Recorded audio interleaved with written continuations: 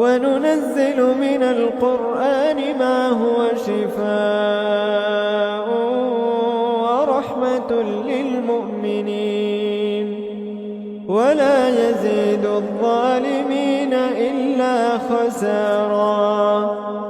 وإذا أنعمنا على الإنسان أعرض ونأى بجانبه وإذا مسه الشر كان يئوسا. قل كل يعمل على شاكلته فربكم أعلم بمن هو أهدى سبيلا. ويسألونك عن الروح قل الروح من أمر ربي وما